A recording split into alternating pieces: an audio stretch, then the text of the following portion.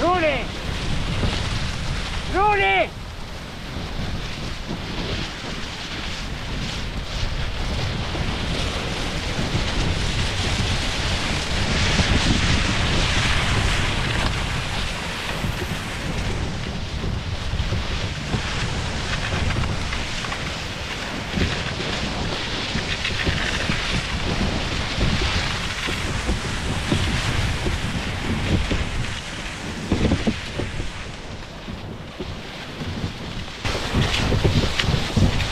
Ja, nå er vi på vei fra Altevann til Irga. Nå er det der. Nå er det heldigvis en spor. Det var ganske håpet. Det er fullstendig råtten utenfor Røypa. Forsvinner i Mannsvik.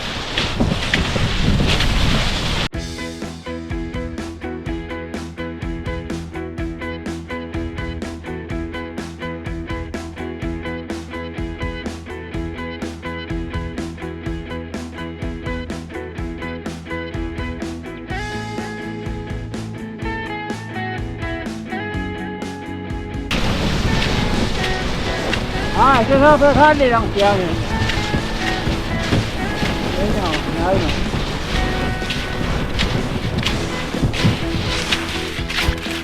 Ja, det var bakke der. Ja!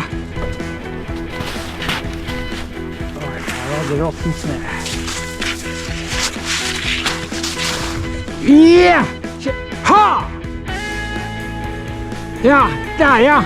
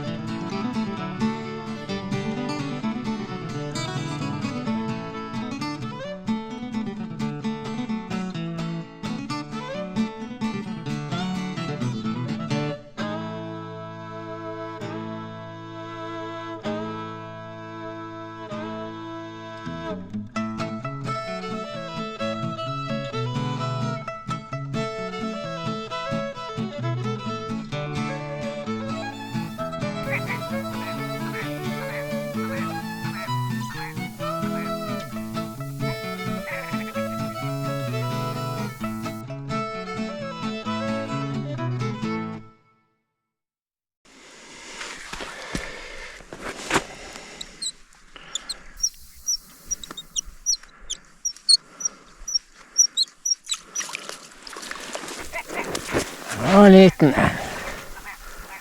Ja, stekfisk.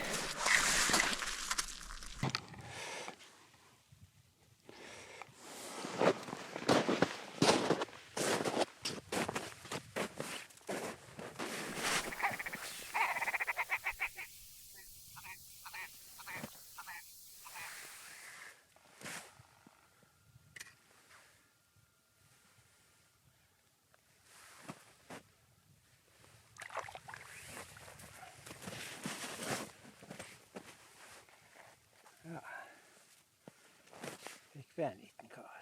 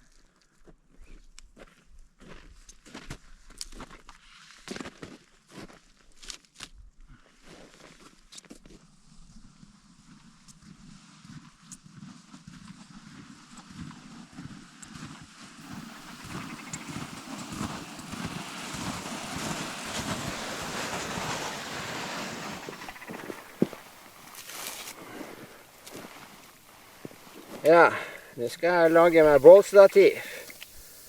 Jeg lager meg en sånn spesialinnretning her for å lage bålstativ kjapt og enkelt. Jeg bare har i plata med 3 hold. Bare 3 av de her stokkene imellom her.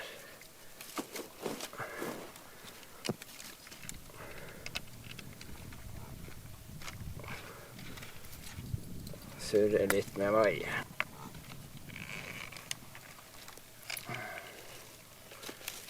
Ja. Det er bare å få fyr på bålet. Ja, må jeg prøve å tenne på det her.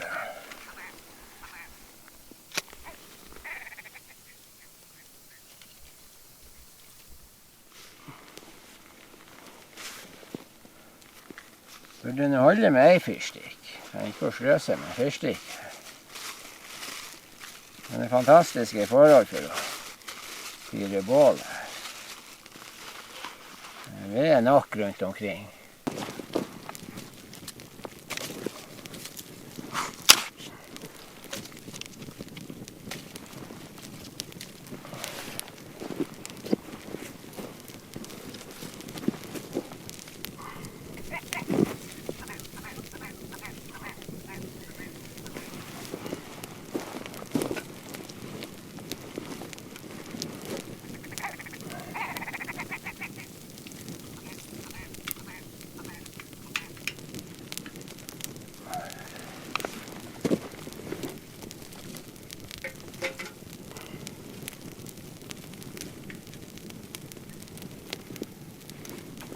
Ja, der henger han bra.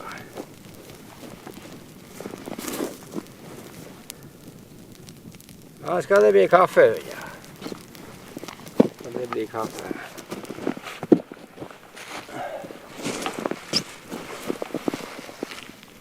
Få litt kaffe oppi her.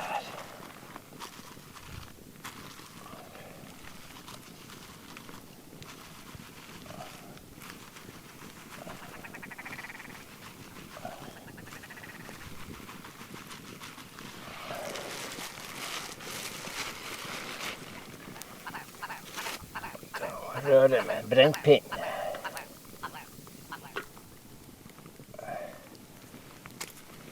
Bålsmak i kaffe.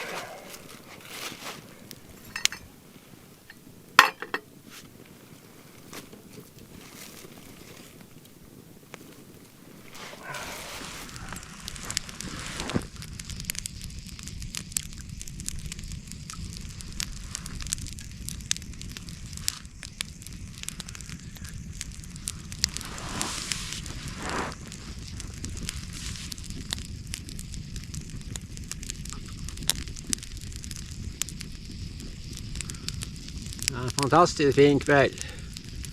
Helt fullstendig vindstille. Og det kakler rype på alle kanter. Jævlig mye rype her inne. Det er helt utrolig.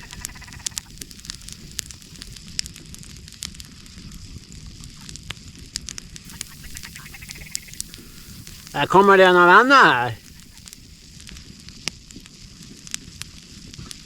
Har dere lyst til å være litt sammen med far? Hva er det? Har dere lyst til å være sammen med far? Nei, men har dere lyst til å være sammen med far?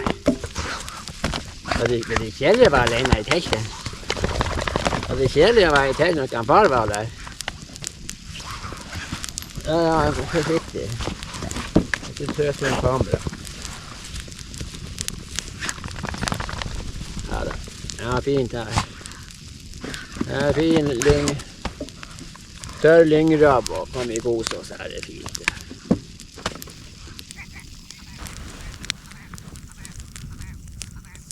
Ja, vi må bare ta oss mer kaffe. Bare kose oss. Kaffe, altså en M.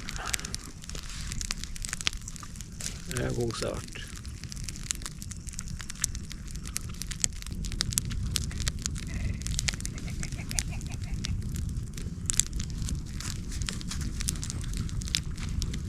Jeg landet pipa bare 50 meter fra feltet.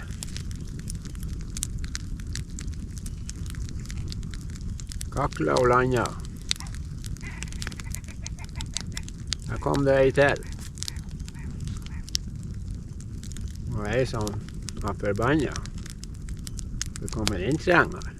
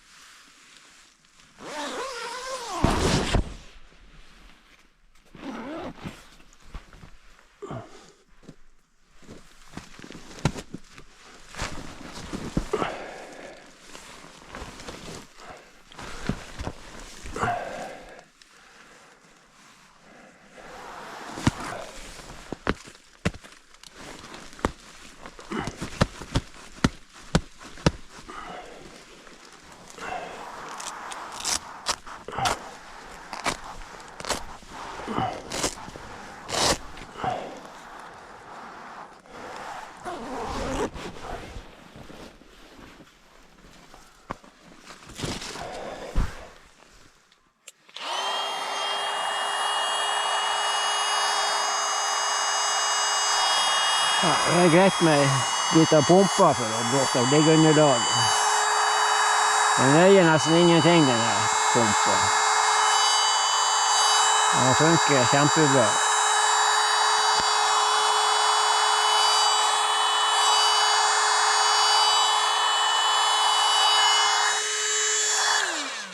Ja, det var det gjort. Det hefter ikke.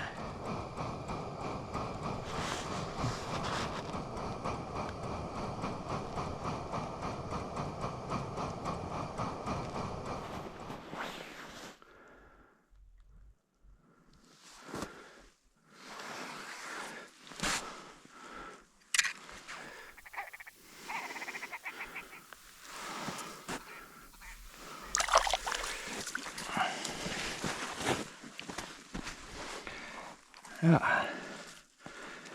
fikk vi en liten kar.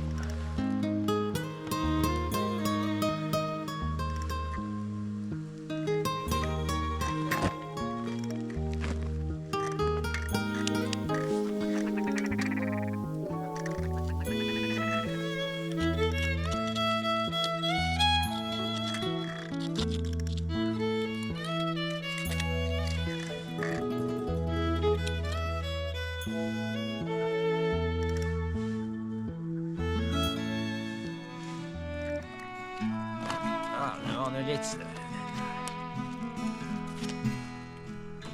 Litt større.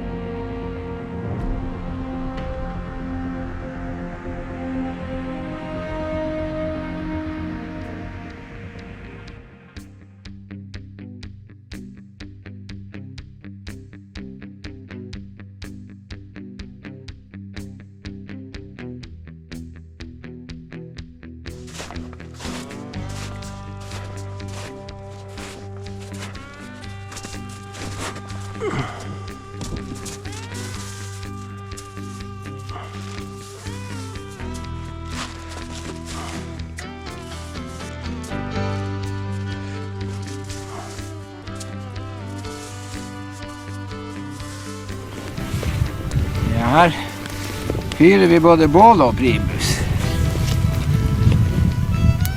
Jeg tenkte jeg skal steke meg litt ørret her. Ørret til middag i dag. Det kan bli godt.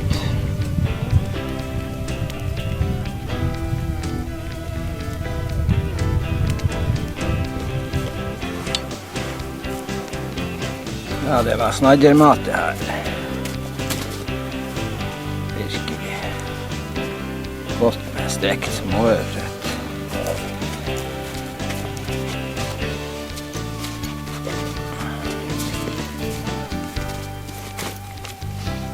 Unna skal du få beina og hauga. Og ellers hvis det blir noe igjen.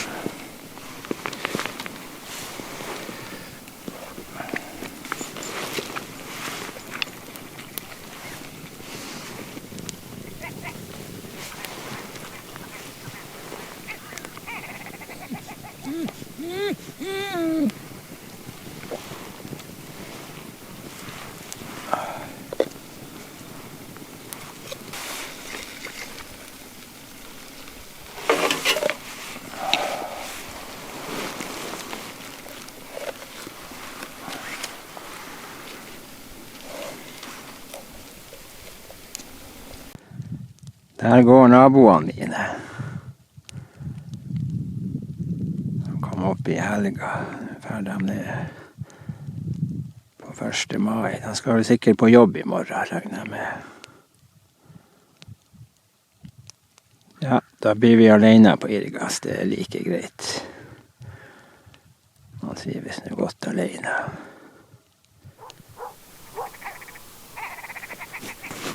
Jeg flyttet meg dit hvor teltlaget var når jeg kom hit.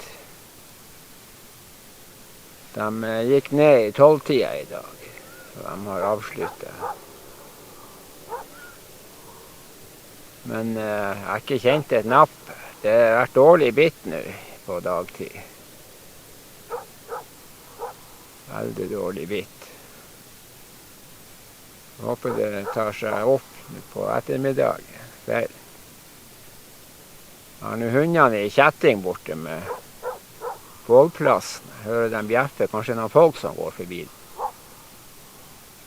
Maja som bjeffer. Det er fantastisk fint, fullstendig vindstille. Og sola varme. Du kan ikke få det finere på fjellet, det er nå helt fantastisk. Det har vært en del svenske reindriftssamer på skuter her. Reinene, det er jo 1. mai i dag, så nå er reinflokkene på vei inn her for å kalve. Han sa det var mye rein rundt omkring. Jeg har ikke sett noen enda, så de er vel ikke kommet helt hit enda, men det er vel like før.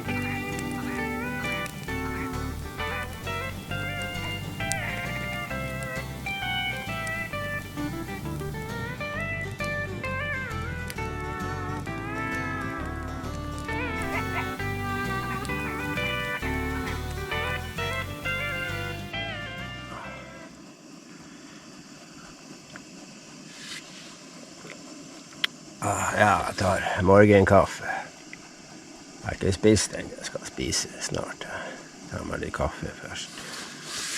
I dag så skal jeg prøve å komme meg til Darfall Javeri. Jeg hadde jo egentlig tenkt å ta en tur til Havga Javeri, men det er helt håpløst utenfor løype.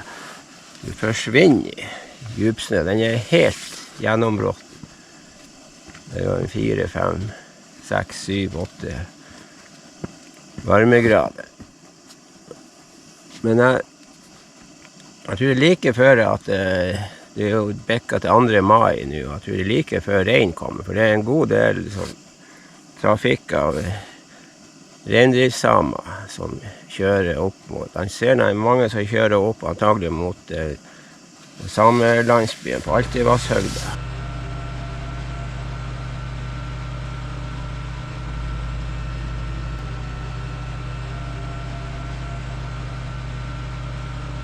Og jeg har en mistanke om at de kommer fra den samelandsbyen som er rett øst for Darfall.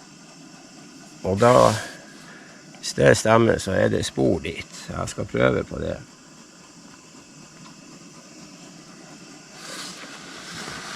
Jeg har ikke sett noe rein her enda, men det er nok like før. Han bruker å komme sånn litt ut i mai.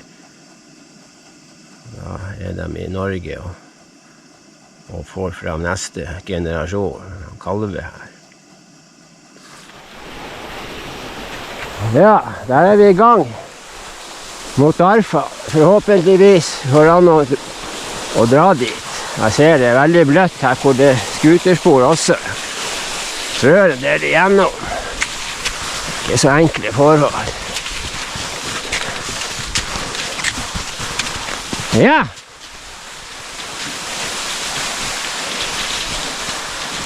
Her fisket jeg i går. Her var det gamle teltlaget som jeg får.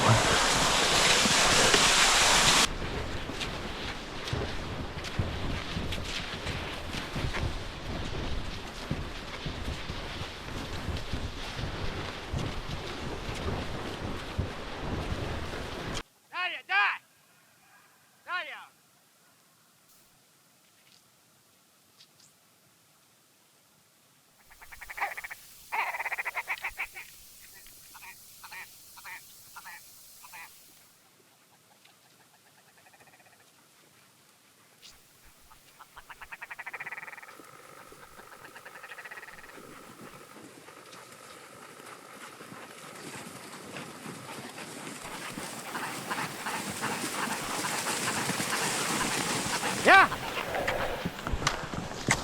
Ja, nå har vi gått gjennom... Kjør på, ja! Nå har vi gått gjennom samelandsby. Går jo opp på fjellet.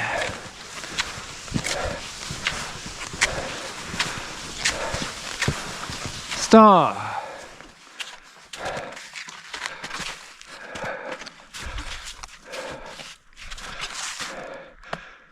Inn der har vi Sverige. Vi er ikke langt fra Sverige. Snakk om noen 100 meter, halv kilometer.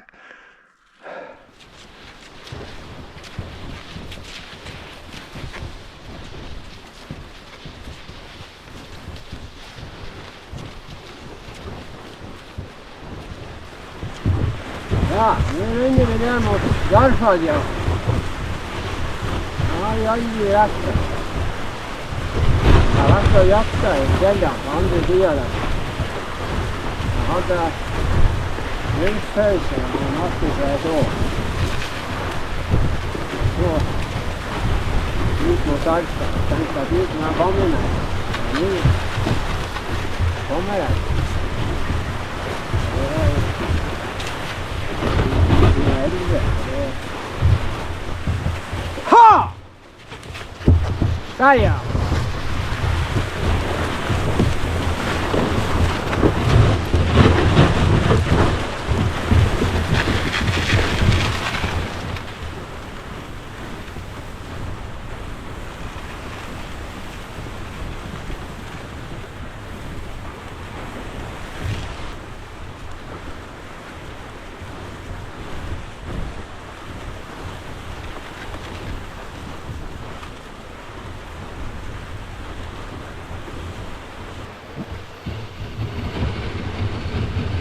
Han far må stå på bremse her.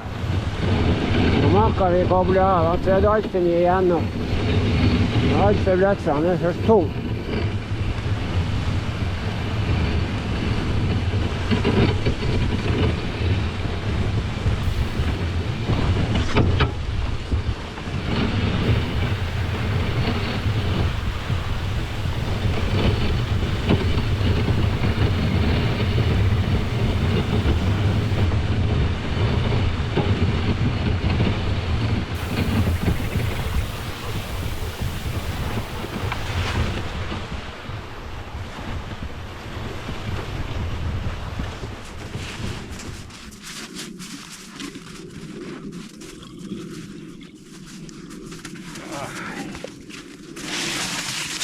Endelig er vi på Darfa.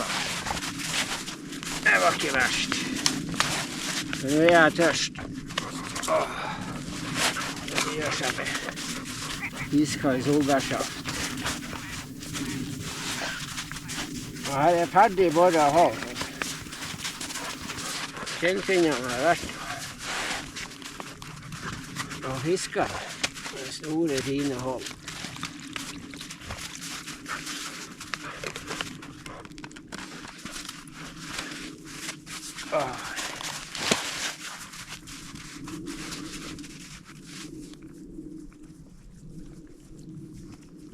Det her skal være godt.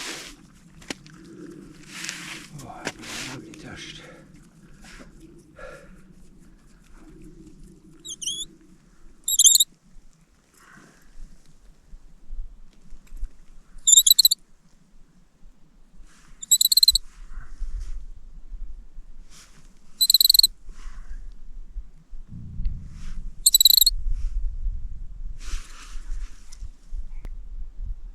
Jeg har nå gått der og rensket opp ishørpa fra de holdene som er her.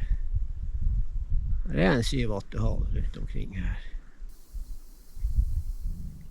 Jeg har i hvert fall ikke fisket noe særlig, bare småprøv. Så jeg hadde ett napp.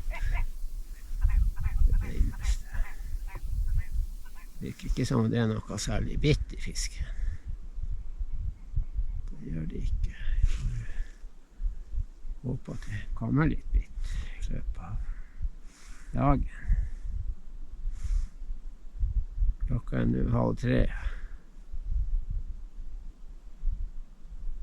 Den ryper her og kakler på alle kanter.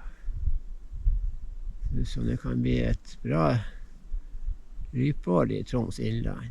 Mye stamfugl.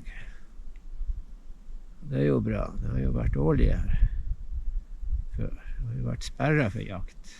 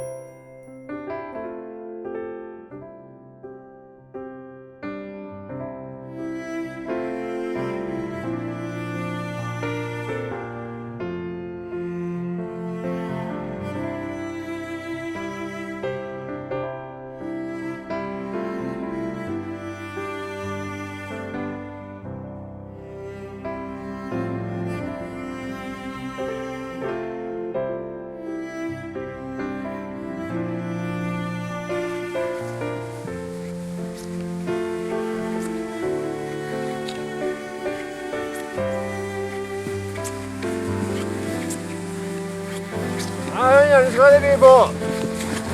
Skal ikke fryse.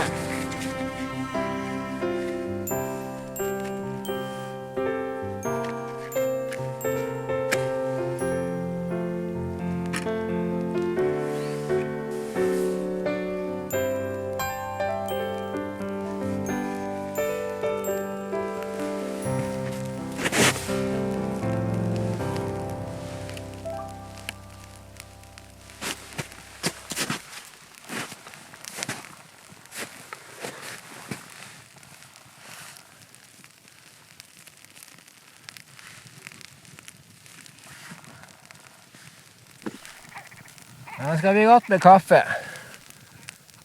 Det gleder jeg meg til. Nå har ikke jeg drukket kaffe siden i morges, og nå begynner klokka å nærme seg 8. Det var på tide vi fikk et bål her. Vi har nå ved så vi kan fyre noen timer her, skulle jeg tro. Når vi først henter ved, så er det like greit å gjøre en skikkelig jobb.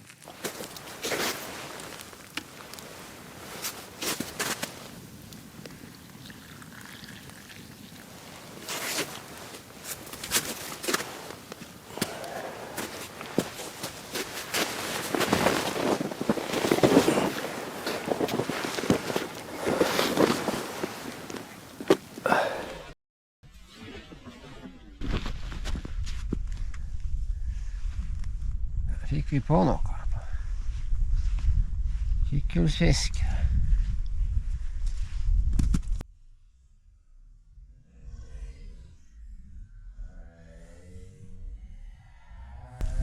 helvete, et abbor. Det er et abbor. Det er et abbor i det her vannet. Jeg synes han så litt rar ut.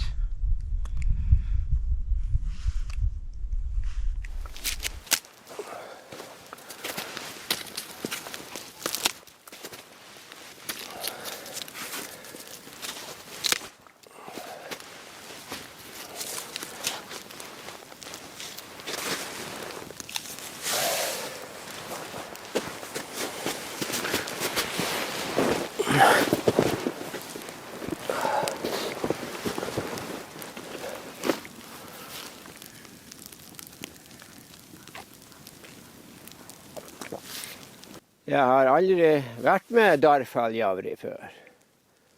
Det er første gangen. Men jeg har vært ikke så veldig langt unna her. I 2011 så for jeg med hundespannet over Torneträsk og inn på den svenske skuterløypa. Og kjørte med hundene helt til Storegamas, og der dro jeg inn i Norge. Og hadde telt med Lillegamas. Og var og jakta. Hadde et helvetes uvær. Det lå knekte greiner overalt rundt teltet. Men det gikk nå greit. Vi overlevde nå det.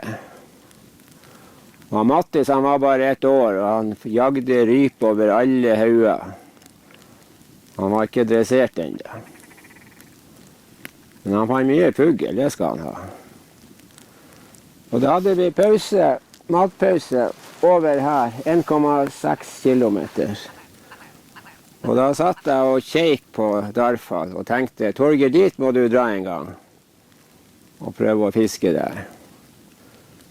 Og nå er jeg her, 13 år senere. Bare synd at det er så elendig fiske. Jeg har ikke fått det står på GPS-en min at det er et røyevann. Det er kun røye som står som art. Men jeg var og fisket 150 meter den veien. Og jeg tok sånn kikkholdsfisk og så ned i holdet. Plutselig så jeg noe fisk, og 2-3 stykker som for der. Men han så litt rar ut. Jeg klarte ikke å bestemme, så ikke var det ørret, og så ikke ut som røye heller. Og så beit jeg på en og dro opp pinadø en abbor. Og det var jo en gedigen skuffelse at jeg fikk abbor. Jeg er ikke foran til Gamas til Darfall for å fiske abbor, det er jo helt sikkert. Og vannet det drenerer jo ned til Altevann, så jeg kan ikke skjønne hvordan abborene er kommet hit. Det er kanskje for nær Sverige. Kanskje svenskene har sluppet ut abbor. De både fisk og et abbor. Ja, skal man prøve seg på ostesmørbrød? Det må man jo ha når man har bål.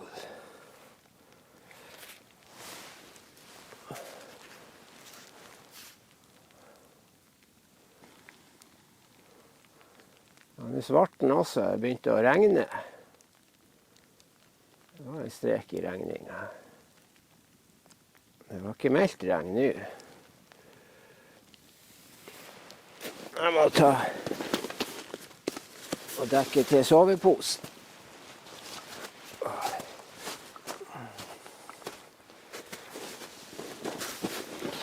Jeg får håpe det gir seg fort. Problemet med de vinterbålene er at de smelter seg ned i isen og snøen. Jeg må vel bare fylle på jevnlig her, men jeg har nå en del ved, heldigvis. Nei, jeg må ta klettermusenjakke på meg. Han ga seg ikke.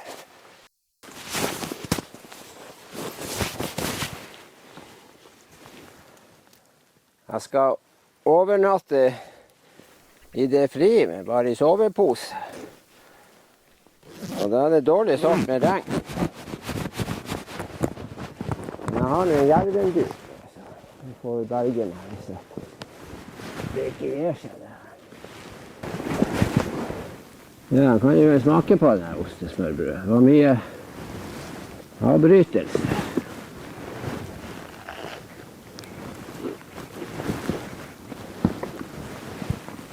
Ja, det var godt.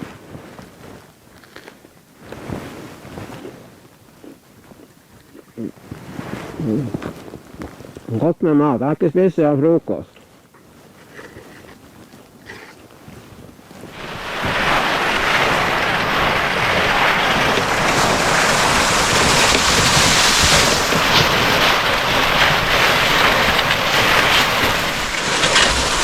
Ja, nå er vi på vei tilbake til Irgas. Vi ga opp det der abborfisket når det ble sånn regn. Det virker som at regnværet lå der inne. Her er det, under nærmest Irgas, så er det lettere vær. Faktisk litt klarhimmel mot vest. Det er sørlig vind, så det virker som at regnet kommer fra sør. Og nå blir det tilbake til teltet.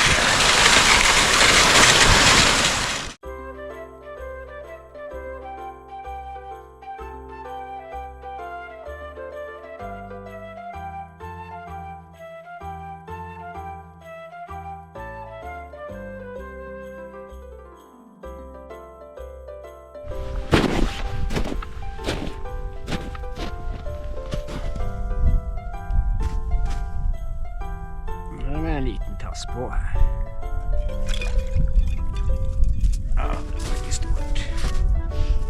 Mye smått oppe på, dessverre. Men ja, hvordan å steke det?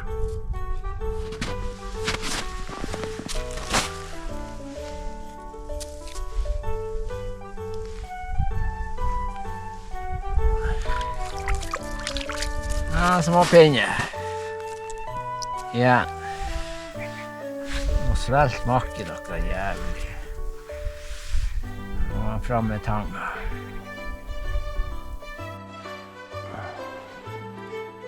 Men her har vi en kar på.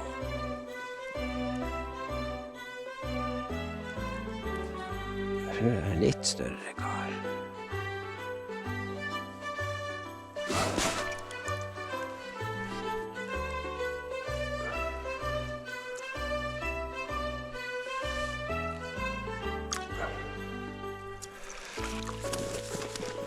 Ja, ikke av det aller minste.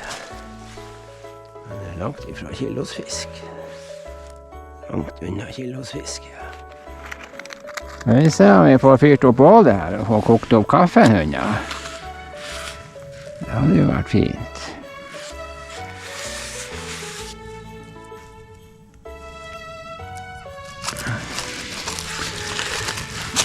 Der fyrte vi på feil plass. Det var en fyrstikk til spillehund, ja. Det er ikke bra. Jeg fyrte på feil plass der. Det var ikke nok naver der.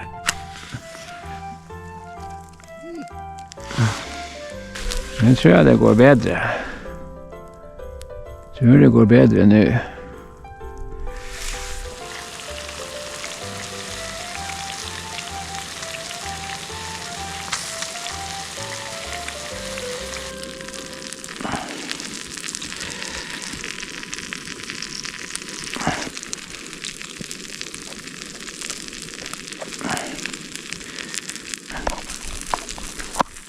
Stekt småret er jævlig godt. Og raskt å tilberede.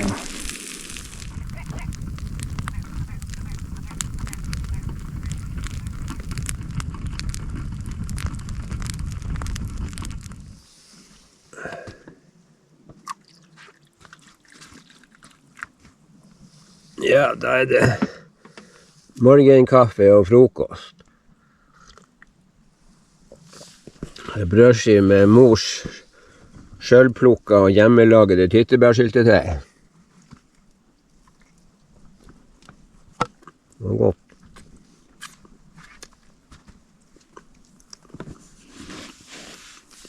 Når han har spist, så skal jeg gå ut og gjøre siste fiskeøkt på denne turen. Så blir det å begynne å karre seg tilbake igjen.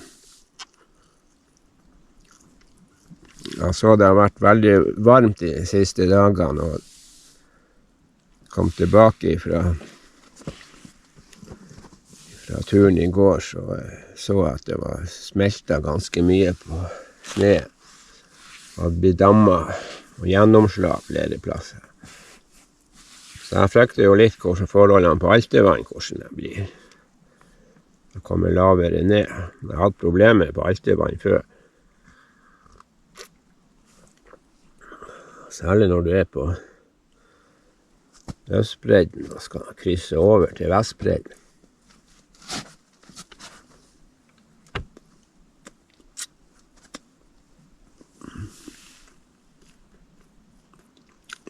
Den har vært en fin tur.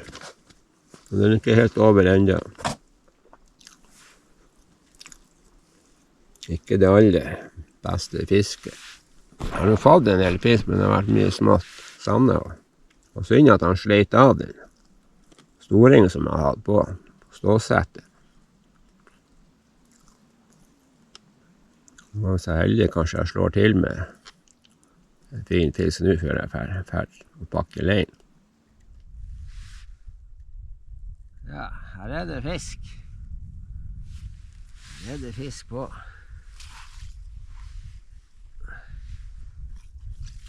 Her dussa da jeg var liten. Og slukt makken de her små karene.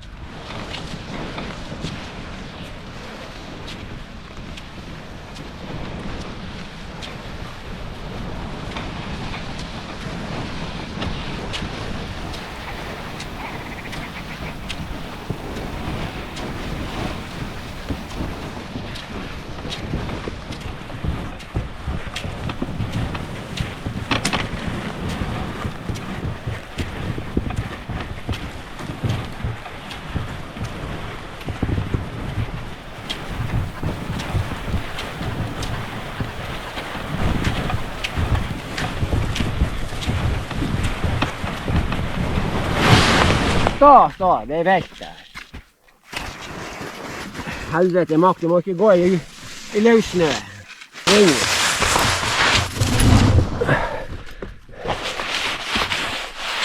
Ja! Ja! Stå! Ja! Kom igjen!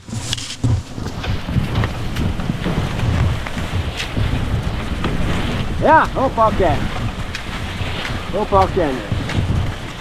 Han følger sporet nå, så går det til helsike. Han er skornøyd.